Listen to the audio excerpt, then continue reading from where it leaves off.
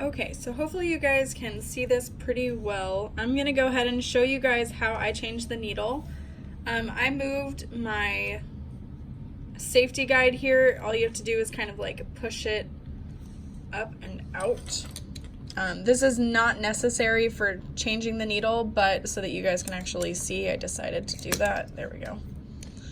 So you just lift that up.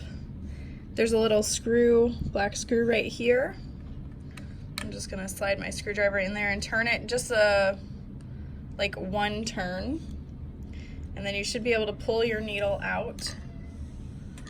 Ways to know if it's time to change your needle, if it's bent, if it's got a lot of thread on it, or if you've bent it or hurt part of it. So this needle actually looks pretty good still, so I am gonna put a new one in, but I'll hold on to the old one even though I probably shouldn't. These are the needles that I like to use, size 19. These are from waywack.com, but I'm pretty sure you could buy them anywhere. It's like $3 for one. Ben, what do you want? Okay. So you'll see here on the needle, there is this little divot, I call it. And you want to make sure that that is facing towards the right.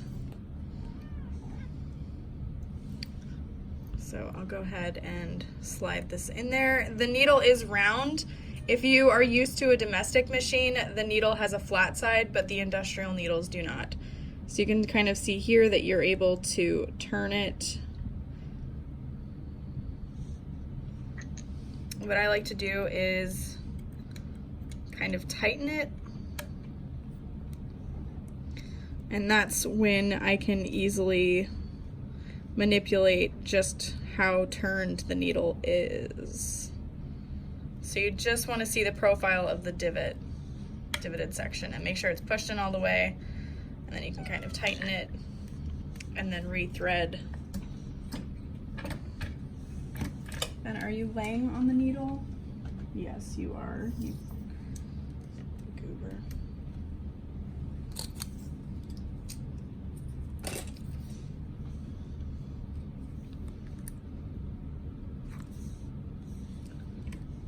So sometimes I'll use the thread zap because it'll start to fray. There you go. And then if you decided to move your safety out of the way, you can put it back. So divot towards the right.